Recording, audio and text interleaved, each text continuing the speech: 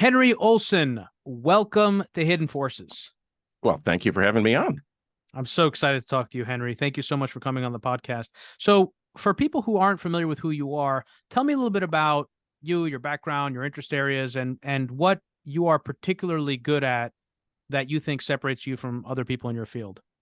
Well, I am a columnist for the Washington Post. I write twice weekly on American and global politics with a focus on conservatism and populism. I am a senior fellow at the Ethics and Public Policy Center, which is a center-right think tank in Washington, D.C. And I come from a long background, spent all of my life in some way in politics, either in the think tank community or in the political consulting community. And, what I'm particularly good at is looking at demographic trends and spotting them before others, and understanding what is happening behind the scenes so that I wasn't shocked when Trump emerged, because these things have been growing globally, as well as in the United States for a while. And I think I can tend to be, one step ahead of the general pundit crowd because of that. So, what are the most important questions that people like you who think critically about politics for a living should be asking themselves today, in your opinion?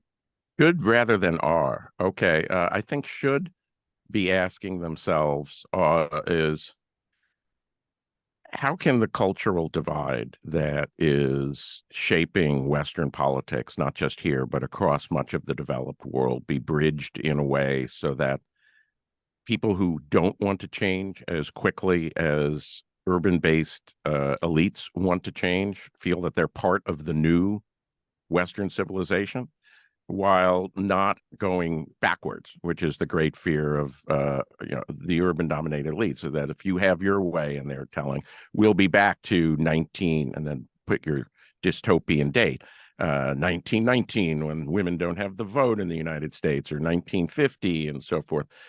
We have to create a new Western civilization that admits people to the promise that we're excluded, while also not denying the virtues of Western civilization. That's the cultural divide that is at the heart of the elite populist divide. And I think people need to be thinking about how to bridge it rather than how to intensify it. So, I think what's interesting in your answer also is that you're pointing out that this is not just a U.S.-based phenomenon, that there is a global populist phenomenon. And I do want to talk about that, and I want to differentiate between the two.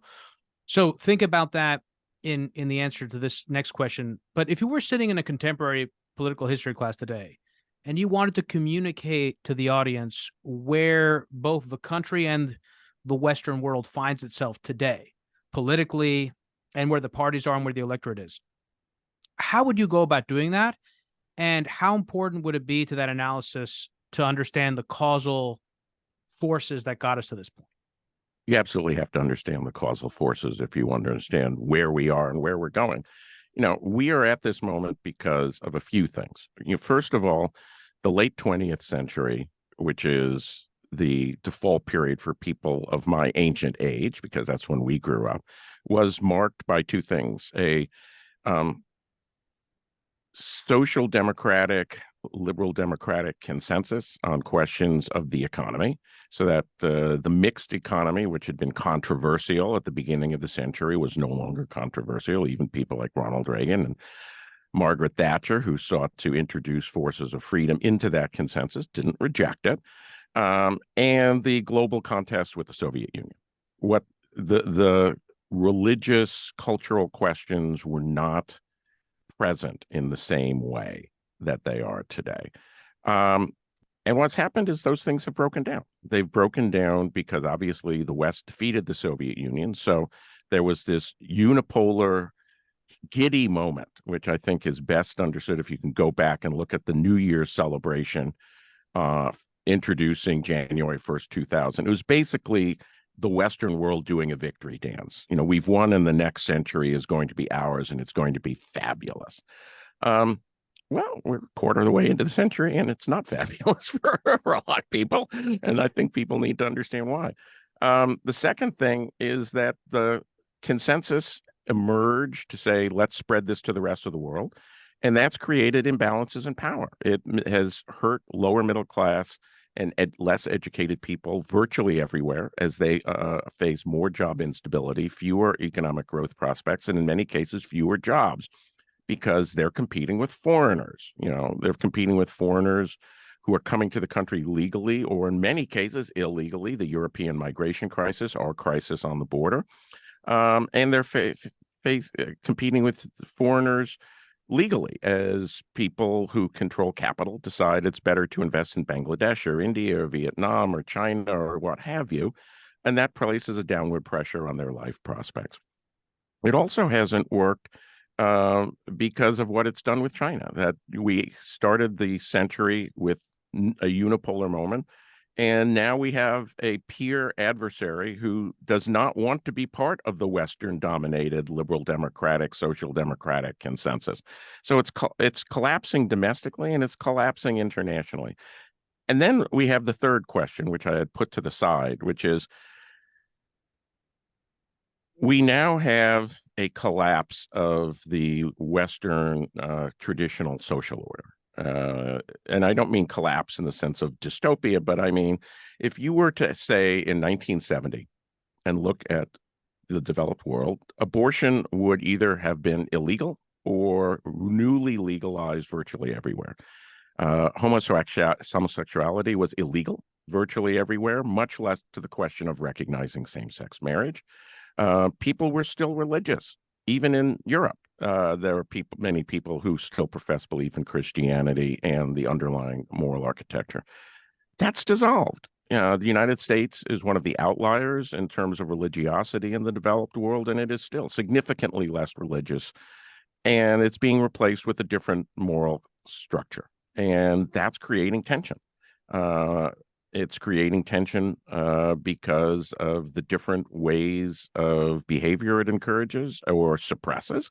And it's creating tension because any change creates tension. And our politics are all revolved around these questions. And most people don't even want to confront the question because they will confront it as an answer of one of the sides, rather than looking at the question themselves. That's a very long answer.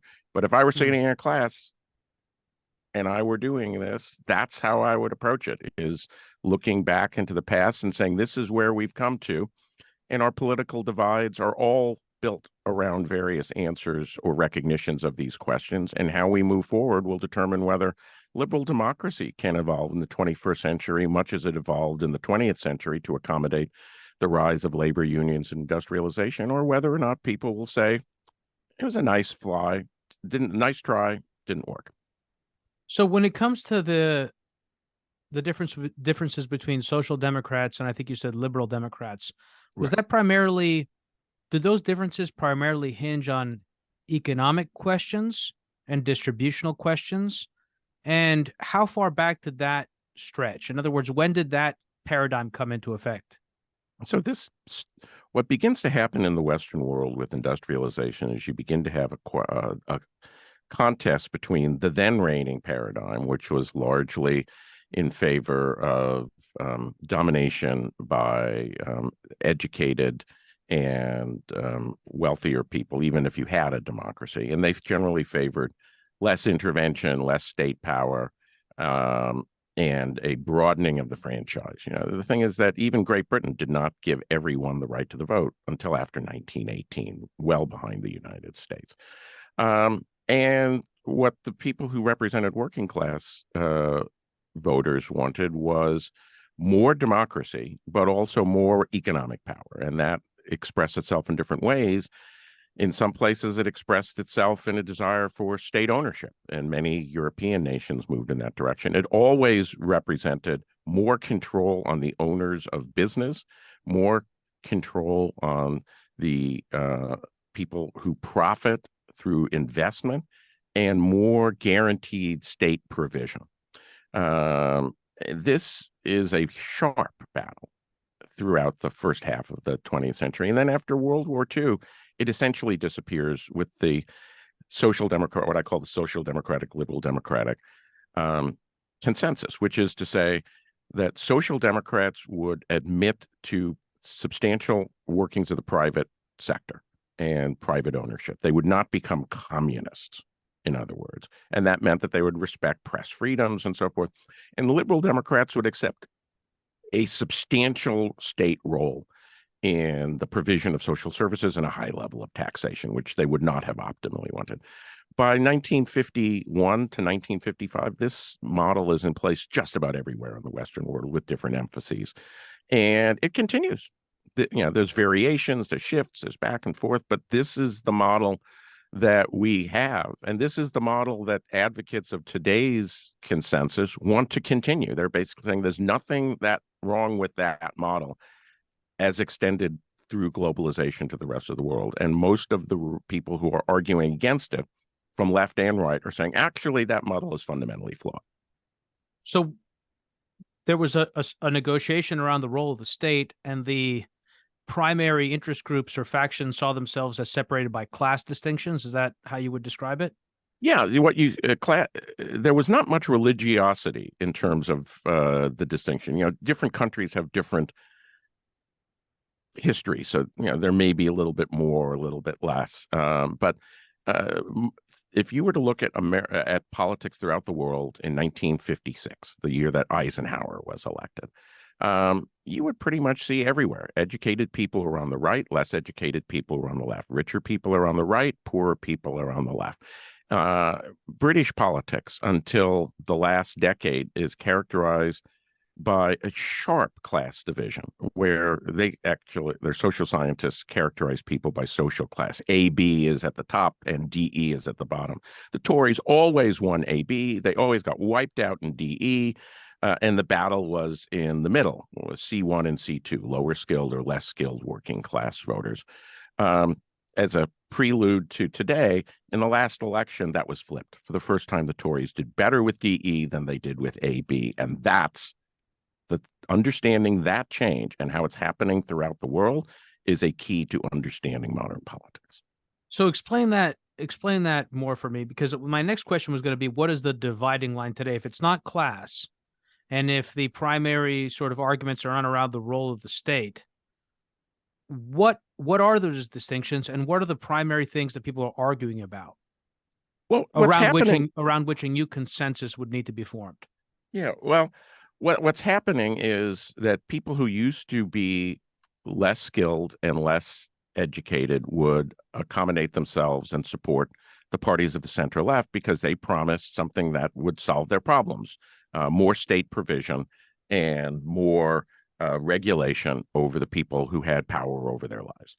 And what's happening throughout the world is this is inverting, that if you're not destitute, but you are in the working class, you are the working poor or the marginally middle class, you are increasingly voting for populist parties on the right or populist figures on the right. You're not cottoning to the British version of Mitt Romney or Mitt Romney.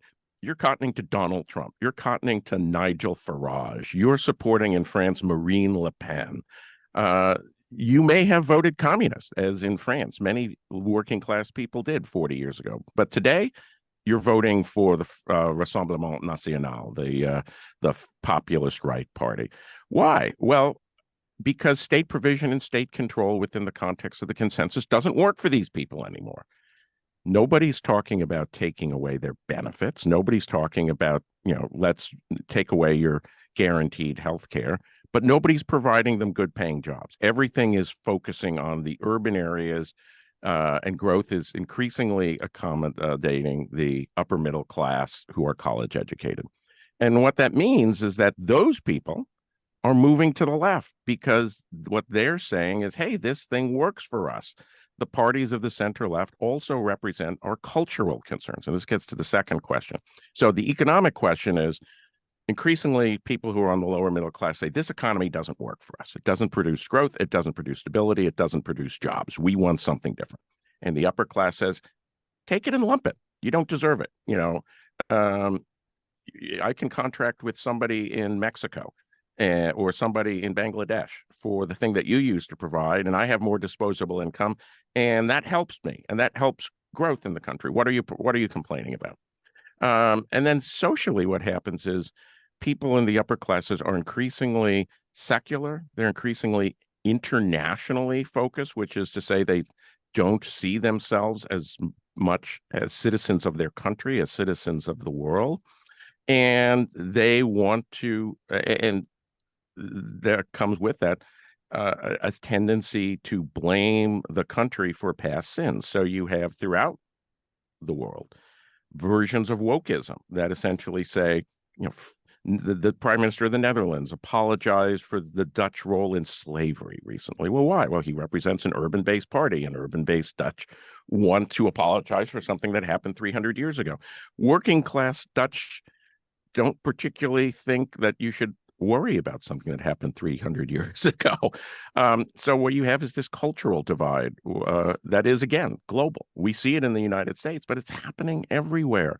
And it's focusing on the same people with the same concerns. In the most recent Slovak elections that took place on Saturday, the parties that the European elites wanted did well in the cities. They did best in the richest part of the country, the capital Bratislava. They got wiped out in the countryside. This is not an American thing. This is a global thing. So this is the part of the conversation, Henry, where I'm going to do my very best to kind of jujitsu my way around to kind of figure out what I want to talk about, because I'm not entirely clear on it. So the first question is, what do we mean when we talk about left and right? Because these terms are often used interchangeably, right? Left and right, and then you hear liberal conservative or progressive conservative. Mm-hmm. What are these categories? What do they refer to? And how do we understand what this means in order to understand what it means when people are moving from one side of the political spectrum to another? So what they used to mean was pretty clear. And what's one of the problems is that because the political questions are changing, those terms are becoming less relevant. It used to be that if you were on the left, you favored more state intervention in the economy, more state intervention in private life. That's what the Civil Rights Act is. That's what legalization of gay marriage is, which is to say we are extending the same principles to the economy, to private discrimination against discrete minorities. And they tended to be less interested in the use of force overseas, that they tended to, they would see the Soviet Union as an enemy or an adversary, but they would be more likely to want to resolve it by negotiation. And the right would be the opposite of those things. What's happening today is left and right are no longer make sense in the current questions, because you have people who are voting for rightist parties who favor more state intervention in the economy. You have people on the left who favor a dramatically escalated military reaction to the Soviet invasion of Ukraine. And that's because the questions are different. People, and so what will happen over the next decade is we will formulate new terms to accommodate these new groupings. But right now, people are squeezing new answers into old, to borrow from the New Testament, you're squeezing new wine into old wineskins, and the wineskins have not yet burst. So, not to belabor the point, but it's still, what confuses me, for example, is that there are that people on the right today or people on the left today share categorical attributes that we used to associate with the other side of the political spectrum. What I don't understand, though, is what makes one person right versus one person left, or is it just an arbitrary sort of way of categorizing people, and it doesn't, it just kind of emerges almost like just out of the ether? I mean, or is there some kind of like organizing principle behind it?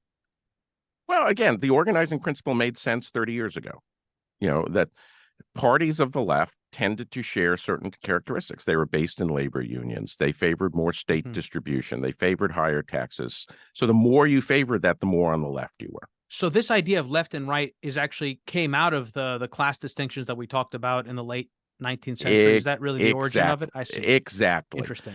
Exactly. The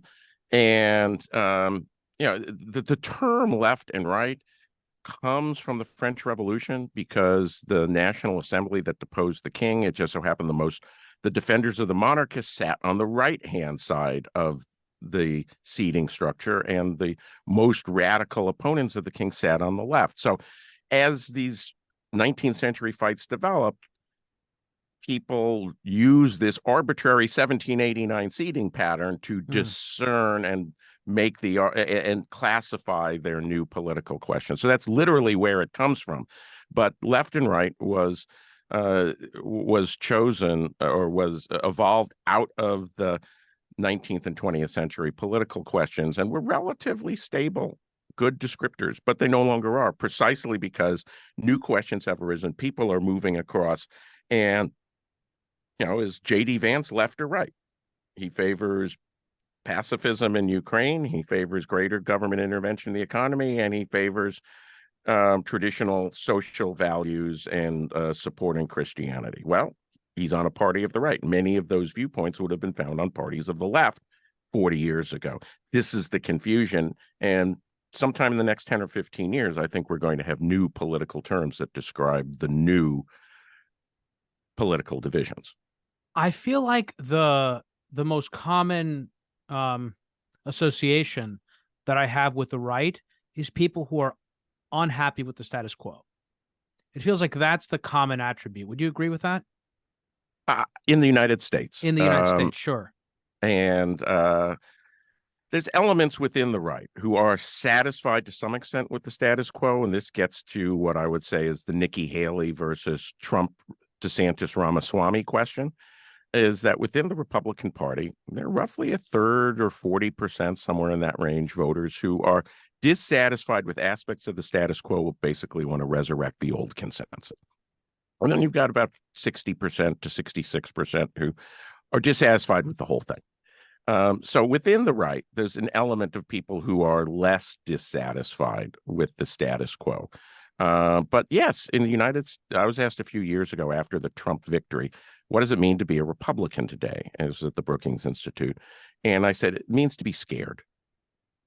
And what Trump did was say to people who are blue collar workers, are you scared about your economic future because your communities are collapsing? Are you scared about your way of life because urban elites want to take away your guns and want to say you can't talk about the Bible?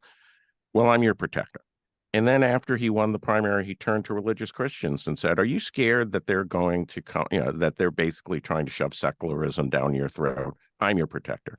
And he turned to the traditional Republicans and said, are you scared of socialism? Are you scared of higher tax burdens and regulation? I'm your protector. So I think it's still true that the Republican Party is a coalition of the scared. And it is increasingly a coalition of the frightened. And that's part of what you see with the intensification of the rhetoric, is that every one of the fears that were latent in the Hillary Clinton administration, they were not in the administration, and what they were afraid was going to happen if Hillary Clinton won, the Republican voters see coming true in Joe Biden. They say Joe Biden is somebody who's pushing radical secularist values, like the extreme trans agenda down our throats. He wants to dramatically increase taxes and through the Green New Deal, reduce private sector. He's somebody who wants to get us involved in wars all around the world. Ukraine, Taiwan, what have you. We're going to continue to be the global military interventionist. And the blue collar voters have not yet seen enough of an increase in their economic prospects to still not be scared, even though Biden is trying to deal with that and address that. They have not yet moved away from their consensus, which is the problem is competition with foreigners at home and abroad, and you're not stopping the competition well enough for us. So the Republican Party is still a coalition of the scared. So let's talk a little bit about party ontology here. And I want to do it for both the Democrats and the Republicans. You've kind of, I think, touched on what the essence of the Republican Party is today. If you want to elaborate on that, please do that. How did the Republicans arrive at this point? In other words, what were again, you've touched on this a little bit, but for me, the way that I've sort of understood this is I saw the 2016 primary as the death of the Republican Party, as we understood it. And I saw Donald Trump as the sort of, you've called him the brain tumor candidate. I've seen him as a kind of, the agent of chaos that came in and devoured everything. I mean, that moment on stage with Jeb Bush for me was just paradigmatic, right? because in some ways it touched on something that you and I have talked about, which is the unresolved betrayals, one of which was 2003, and the sense that no one has been held accountable, no one has apologized. And I felt that way, to be honest with you. I felt that way as someone that is not a supporter of Donald Trump. And this is also something that I want to get into with you, because when you've described the right, I feel like your description of the right kind of captures where I am. And yet I don't support Donald Trump, and I was not okay with the January 6th riots. And yet when I saw Joe Biden take the podium and say that it was the greatest assault on our democracy, my reaction was, are you joking? You're saying this was a greater assault on our democracy than when you guys lied and took us to war and you reversed the fortunes of this country? That's how I felt. And I actually mentioned to you that I'd seen recently a conversation that Steve Schmidt used to be, he was an important figure in the McCain campaign in 2008, a founder of the Lincoln Project. And he got into this heated argument on a podcast with one of the fellow co-hosts who was very like MAGA kind of guy. And Steve Schmidt was trying to make the case that the January 6th riots were a bigger assault on the country than the 9/11 attacks. And this guy was just outraged. And again, the argument devolved to what felt like these people were speaking past each other.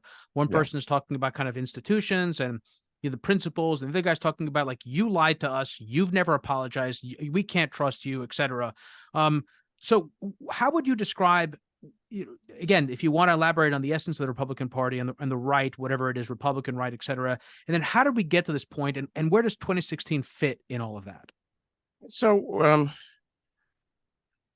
there's a number of different threads that come together in this. One thing to remember is that the Republican Party was virtually powerless at the national level, except to say no, for 62 years. That between 1932 and 1994, the Republican Party controls the House of Representatives for 4 years. In the Reagan years, they get temporary control of the House floor with conservative Democrats for about 8 months. And other than that, the Democratic Party runs things. Republican Party controls the Senate until 1980 for only 4 years of that period. And then until 1994, they had a 6-year run during the Reagan administration, and then they lose it again. And it's not like they were close either. Like Republicans never had more than 192 members of the House between 1956 and 1994. You can't do a squat with that. Most of the time in the Senate, they were in the 30s or the low 40s. So what happens in 1994 is Republicans take over. Newt Gingrich. And they're promised that this is going to be a new land. We're going to shrink the state. We're going to instill cultural values. The Soviet Union has collapsed, but we're going to be guarantors of peace, and this is going to be a time of prosperity and shrinking government and more freedom. And it doesn't happen. It doesn't happen for a lot of reasons, part of which is that Americans didn't want the middle of America, the group that would switch back and forth, didn't want ever expanding government, but they didn't want ever shrinking government either. And so what the Gingrich revolution represented and was sold to the Republican base as was not where the Americans were. So it wasn't going to happen anyway. But so they're told that this is going to happen, and it doesn't happen. So then look at it from a Republican voter perspective. You're a religious Republican. In 1994, gay marriage is illegal everywhere. 2016, gay marriage has been legalized nationwide by a Supreme Court, including people who were appointed by Republican presidents. Anthony Kennedy was the deciding vote. Then you get the Bush administration, and Bush comes saying, I'm going to heal our divides. And then he gets thrown with the 9/11 attacks and becomes a war president, says, I'm going to lead America to safety by winning these wars in Afghanistan and Iraq. And I'm going to preside over prosperity. And he leaves office basically as the president of defeat and depression. That the financial crash, which can be tied to Bush administration policies, was the greatest financial collapse since the Great Depression in 1932. It was a global phenomenon as well, and this has repercussions throughout the world. And the war in Iraq is at best a tie, and the war in Afghanistan is at best a tie. So you look and you say, and Bush encouraged the globalization. So you're sitting here in 2009, 2010. The shrinking of the state hasn't happening. Religious values and religious belief and religious institutions are shrinking in their cultural impact. people are being disconnected from economic life by the big financial crash and the pressure of the globalization with China. There's a paper called The China Shock that says that over 4 million American jobs in manufacturing were lost up to like mid 2012 or something because of globalization from China. And yet the elites in the Republican Party, the Bushes, never even acknowledged this mistake. Iraq was a great victory. The great financial crash was caused by other factors. It wasn't our problem. Religion is strong. And it's just like there's this orthodoxy that is out of touch with the reality of American life. And Donald Trump comes in and is in touch with the reality of American life. As I like to say, I had been writing for a blue-collar based, revisionist, less orthodox Republican Party for years before Donald Trump came down the escalator. And I call him the graphic novel version of what I was calling for, which was I wanted to see a Republican candidate who acknowledged all of this and said, hey, we need to change. We need to represent all of America. We need to understand what's happening in this country. And there were 17 candidates on that stage. 16 people represented varying degrees of the consensus, and there was Donald Trump. Of course, Donald Trump is going to do well. And to this day, the Steve Schmitz of the world will not acknowledge a single mistake.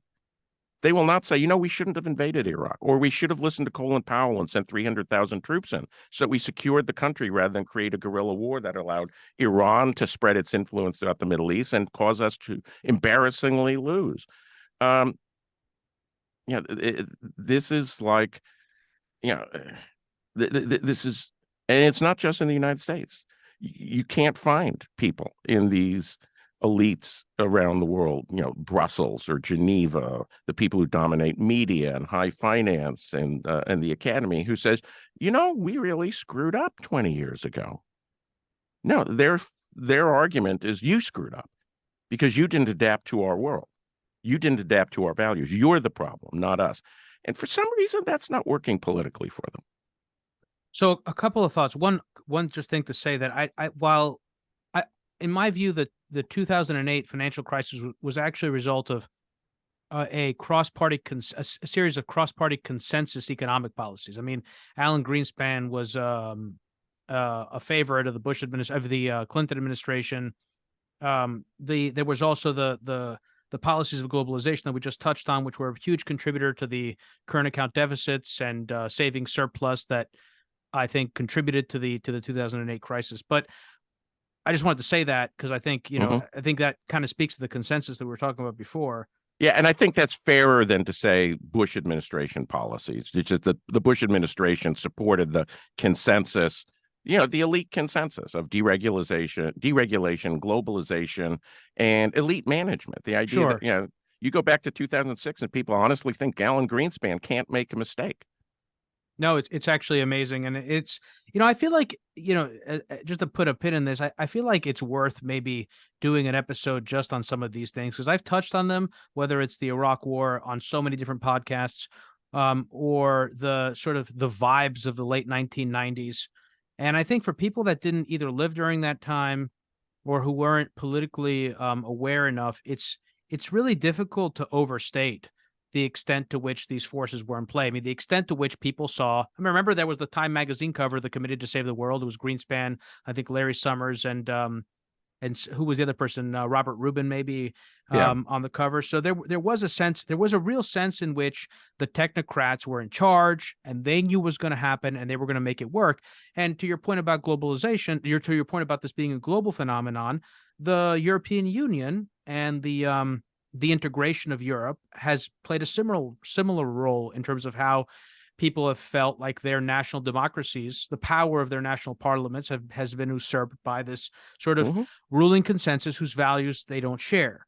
So here's my next question. And then I want to ask a question about really values, because it seems to me that what we're talking about here is that the real issues are around values, and I want to try to make that tangible if I can. But so just to stay with this point about party ontology and what the Republican ontology is, who makes up the Republican Party? Let me actually take that back. When I say Republican Party, who makes up this new right that we're talking about? This new sort of emerging coalition of people for whom there is not yet a properly functioning representative party with a consensus architecture that they can throw their weight behind. Right. The new right, as defined by that, and I hesitate to use that term because when I was young, the new right described the emerging social conservative neo-libertarian economic consensus. There was a book by Richard Viguerie, who's now about as old right as you can get. He's in his 80s, but then he was a young direct mail entrepreneur. It was called The New Right, and We're Ready to Lead. But as you've defined it, the new right is a multiracial blue-collar coalition.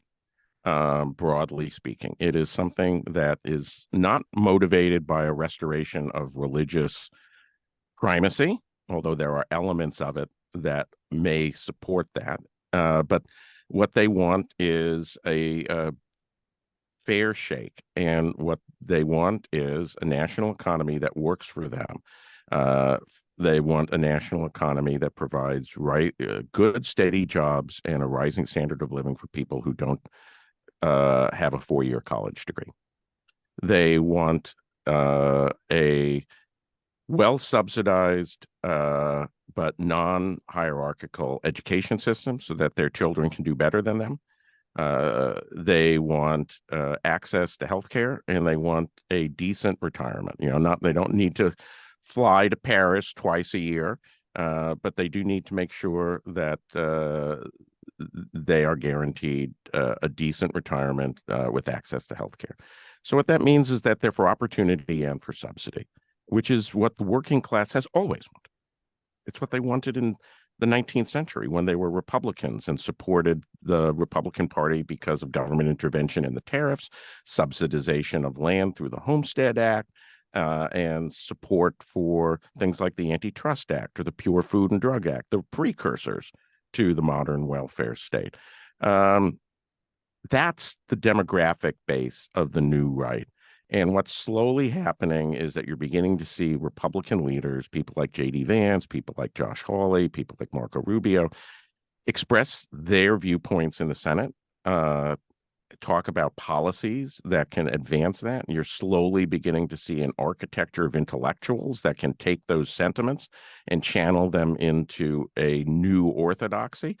And it's some time before that's going to expand out. But it's very difficult to see where a Republican Party goes if it doesn't accommodate this, much as throughout the world, there's pretty much no chance of the old center-right taking power because there aren't enough voters to support the old center-right consensus. Pretty much everywhere, you have to coalesce with an entity that is populist and downscale socioeconomically in its origin in order to take power.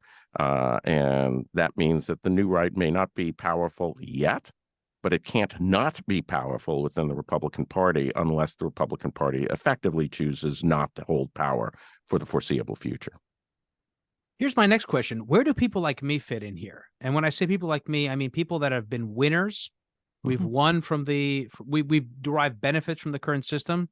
We're highly educated. We're doing very well economically, but somehow we feel more aligned with the value system on the right than we do on the left. And I know a lot of people like this, and it isn't because we're homophobes or racists. So what is it?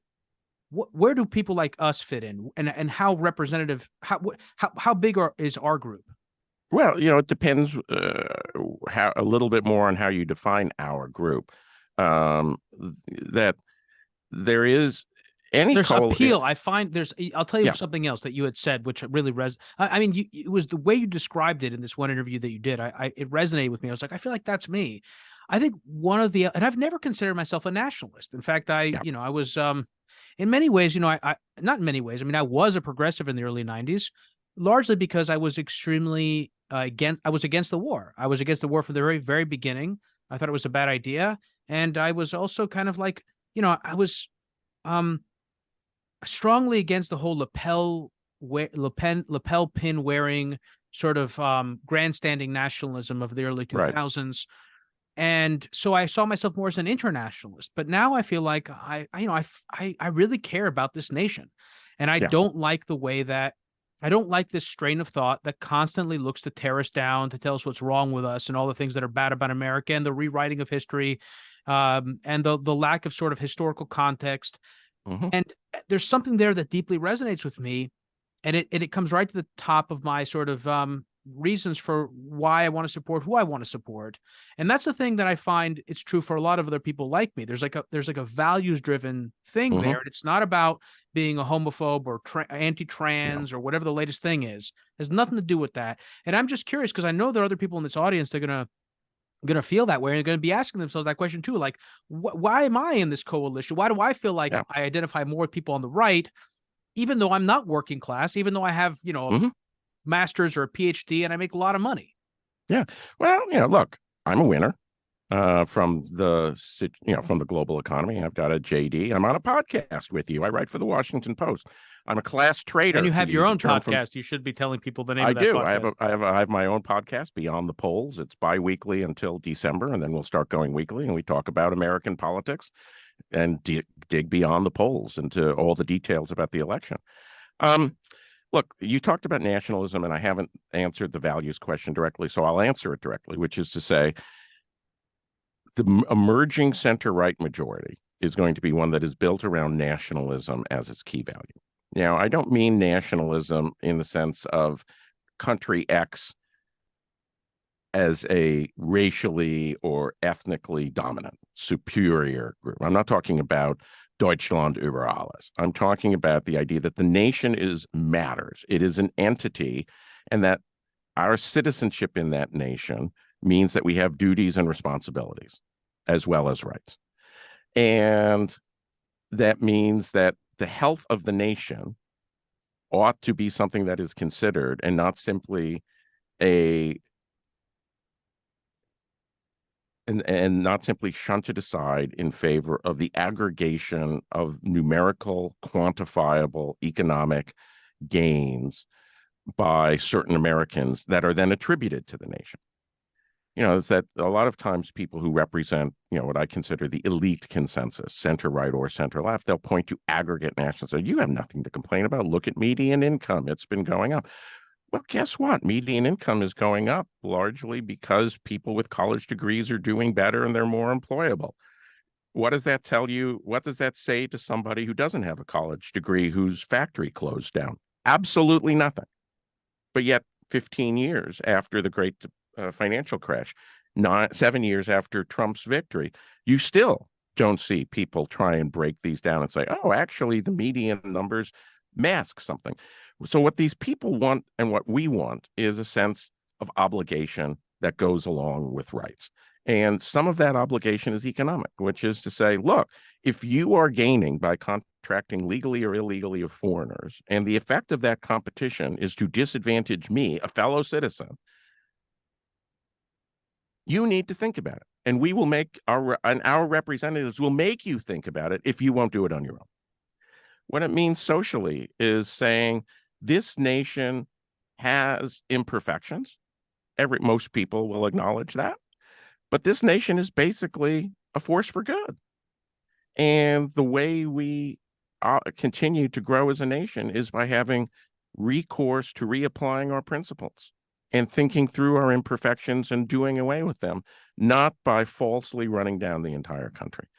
And internationally, it means, and with respect to one of the things that is a great predictor of American voting patterns nowadays is the degree of religiosity. If you are somebody who is this country was founded basically by British evangelical Protestants, different denominations, but today what they tended to share was what we would now call evangelical Christianity. If you are a British descended evangelical Christian, you are still like 90% likely who goes to church. You're 90% or more likely to vote for the Republican Party. On the other side, if you are a self-declared atheist who thinks that Christianity is a force for ill rather than a force for good. And that's not a huge group, but it's not insubstantial, like 5 or so percent. You are like 95% likely to vote for the Democrats. And everyone else falls in between these polls. I went to Australia in 2016, and they're experiencing the same debates. And I was in the Australian Broadcasting Corporation's headquarters to tape a show, and I go into the elevator, and there's these posters that says the face of the new Australia, and there's a Muslim man. And I go up, I do my show, and I get in an elevator, and I come in, and it says the face of the new Australia, and it's a Muslim woman. And I come down, and I thought, if there's no room in the new Australia for the face of the old Australia, you're going to have problems. Also, how true And is that that? I mean, I'm not familiar enough with their demographics, but what is the percentage of Muslim people in Australia? it's very small. But this gets to my point is that why would you, if you're talking about the face of the new Australia, they've got tons of Chinese immigrants, they've got tons of Indian immigrants, they've got people, descendants of people who live there. But yeah, in the Australian Broadcasting Company in Sydney, that's what they saw as the face of the new Australia. Why? Well, presumably because that's about as anti against the old Australia as you can get. Fascinating. And it's not dissimilar to the sorts of themes that you see here in the United States with respect to how the ultra woke progressives will highlight a hero, or an archetype, which is about whose value is less that it's representative, but more its shock value to the rejection of the old America. America as a nation has to have a connection to its past. There has to be an honored place for the old in order for America to be America. But yet there are so many on the left whose basic argument is, no, America is fundamentally evil. America is fundamental, and this is what the 1619 Project basically says, that America was founded in slavery. Well, if America was founded in slavery, America shouldn't be America. We should call it a different name as you go and build your new nation, founded on different principles, because what you're saying is that it was corrupt and rotten at the core. Most Americans don't believe that. Americans want to reapply and perfect our imperfectly applied but very honorable principles. And so you combine all this together, and you've got a not angry nationalism, not a folk nationalism, but you have a sense of society nationalism that is the core, what is going to be the core of a healthy conservatism. But it necessarily is going to mean, and this is where libertarians are upset, well, that means you actually think that there should be a we and not simply a collection of I's. Yeah. We think there should be a we. It shouldn't be a statist we. It shouldn't be a totalitarian we. It shouldn't be a theocratic we. But if there's no we, if there's just a collection of I's, there's no such thing as society. And Americans believe that there is a nation, there is a society. They believe they are capable of governing themselves through law, through representation, and they want a very strong sense of private freedom, much stronger than most of the rest of the developed world. But they don't want a come-as-you-are society. They don't want a bootstrap society. They don't want a nation that is simply an aggregation of I's. Man, I got to tell you, that really resonated with me. And you know what word resonated with me more than anything else? Responsibilities. That really resonates with me, because I think about my own political progression. I said I started as a progressive. I became disillusioned with the whole Bush era, but the candidate, I ultimately voted for Obama in 2008, and I did not vote in 2012. But I actually was sort of torn between voting for Obama and voting for Ron Paul. I was very, I had a strong period where I flirted with libertarianism. Yeah. And it's interesting to see how I've now come to the point that you described, this place of like, yes, I believe in strong individual freedoms. I very much support that. I think that's fundamentally American, but that doesn't mean that I have no responsibilities to my country and to my fellow citizens, and that I don't feel a sense of pride and love and responsibility to protect my country and what was given to me. Right. Again, responsibility. And that just deeply resonates with me. Let's go ahead. You're not defining that in a libertarian way where it's purely private. You're seeing a collective expression of that, I would infer, because you're not. Yeah. Well, there's also Ron a sense Paul. of, and I should say what's also interesting is that I'm a dual citizen. I'm a Greek citizen. I'm an immigrant family, grew up in the United States. I was born here, but my family was Greek and we were in Greece all the time. And so there's this strong sort of duality to my life. And yet I still feel this way. Mhm. And there was something else I wanted to say. I can't remember now, but But that's it, one thing that that one of the ways to look at American history is that the American history is the gradual diminution of the influence of the original founding stock. That up until about 1830, there's not a whole lot of immigration. British evangelical Protestants are overwhelmingly the free population. There are very few free blacks, and there's a smattering of Catholics and so forth. And then what happens in 1830 is immigration comes. And for most of the rest of the period, what's happened is the immigrants don't come from British Protestant stock. And virtually every group that comes to this country has a more collectivist, more social, more duties and responsibilities driven culture than that of the British evangelical Protestant stock, which is highly individualistic. Mm. And so you've got, when you talk about you're a dual citizen, but you have this sense of responsibility, that's very Greek. My ancestors came from Germany and from Norway, who have a stronger collective culture. It's not that this collective culture is status, but it is not British Protestant individual libertarian. And now we have a super majority of Americans who come from the slaveholding / immigrant stocks. And so we need to create a nation whose story respects the individualist and freedom base of the original stock, but also reflects the beliefs of the people who are the supermajority of today's American. And that means rights and responsibilities. So I remembered what I wanted to say, and then we'll transition maybe to one more question before we go to the second hour on the premium feed. And that has to do with what ideology or system of thought is appropriate for the time. I think that in the 1990s, I would have been much more inclined to go for it on the libertarian front. Why? Because we were in the unipolar moment. That's one big reason. I just think that today there are reasons why we need to come together as a community in ways that we didn't have to after the fall of the Soviet Union. And so I think that's also a big part of it. So my next so we talked a little bit about this Republican ontology, so to speak. There is one more question I want to ask about this, but I'm actually going to wait until we go through the Democrats next, because I'm curious to understand what this is for the Democrats. So what is the essence of the Democratic Party, and who makes up the Democrat coalition? I mean, again, we touched on this a little bit, but I really want to hammer it down. Yeah. So the Democratic coalition is also going through a transition. It is increasingly becoming dominated by upper class, educated whites, that this is the group that is most likely to have left the Republican Party and joined the Democratic Party over the last 7 years. But it remains a coalition with a strong base in people of color, and particularly the Black community. So it has become what I would call the barbell coalition, which is, say, the very poor and the very well-to-do, but its policies are dominated by one end of the barbell.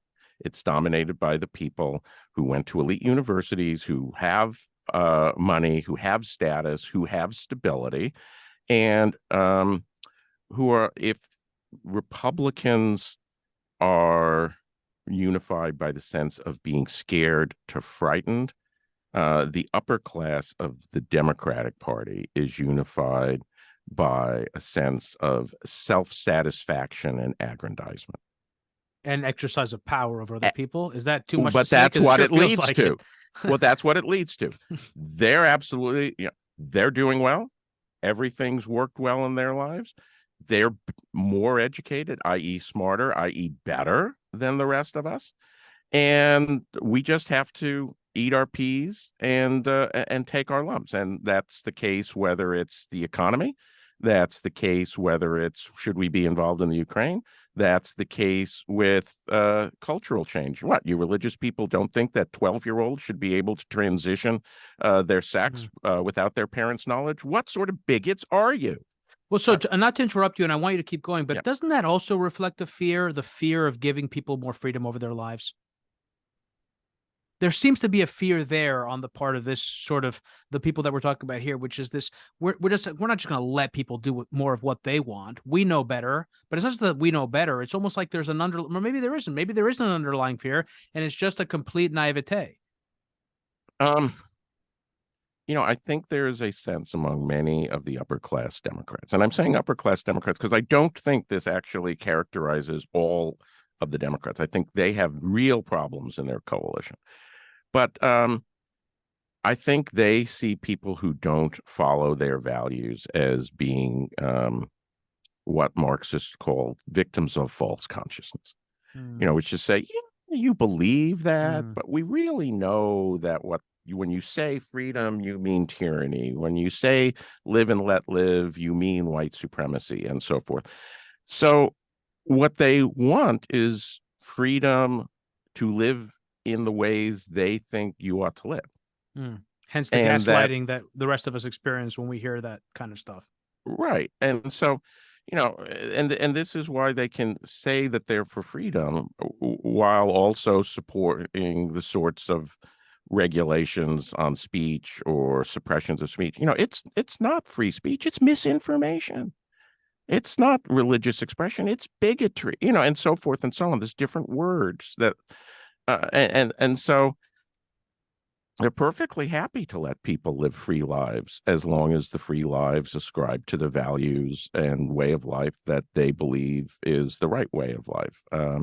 In some ways, it is a secularized evangelism, which is to say there's one truth, there's a priesthood, it's called the professorate, and so forth. And so consequently, it is one that speaks the language of tolerance, but the practice of intolerance.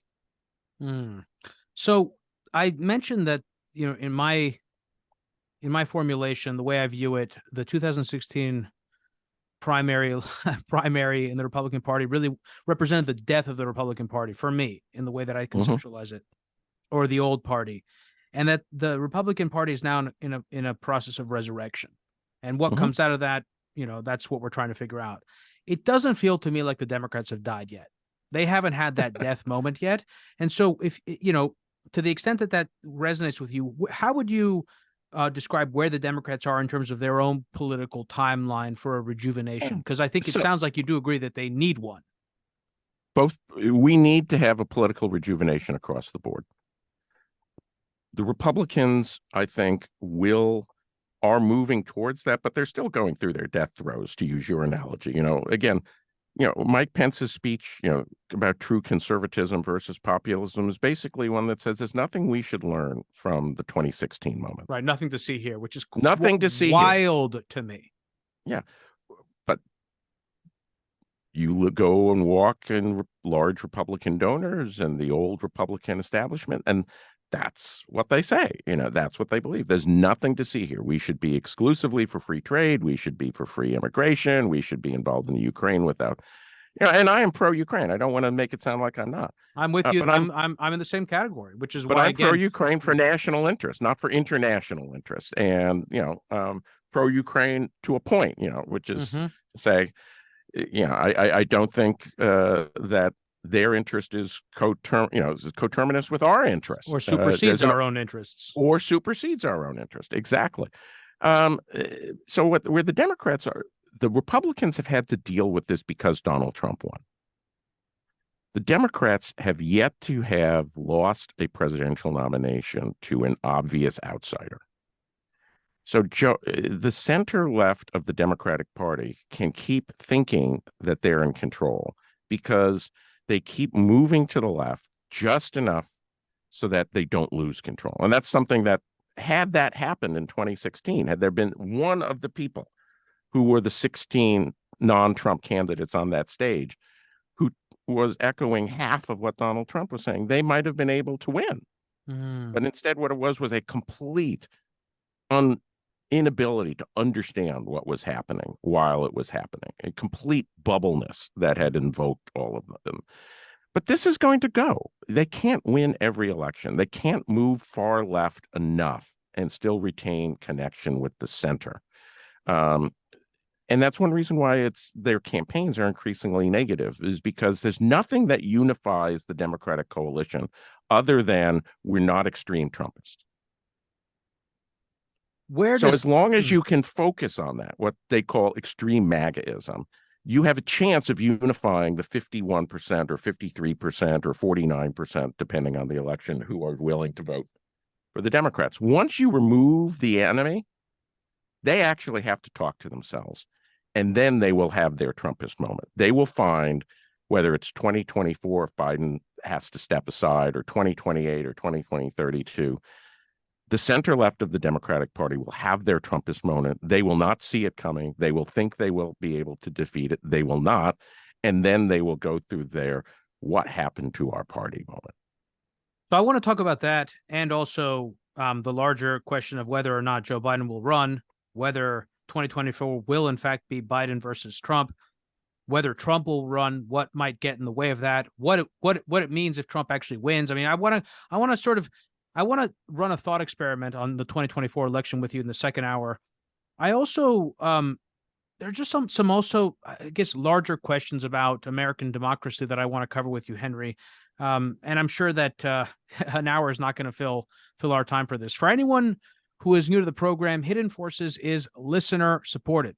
We don't accept advertisers or commercial sponsors. The entire show is funded from top to bottom by listeners like you. If you want access to the second hour of today's episode, sorry, let me do that again. If you want access to the second hour of today's conversation with Henry, head over to hiddenforces.io/subscribe and sign up to one of our 3 content tiers. All subscribers gain access to our premium feed, which you can use to listen to the rest of today's conversation on your mobile device using your favorite podcast app, just like you're listening to this episode right now. Henry, stick around. We're going to move the rest of our conversation onto the premium feed.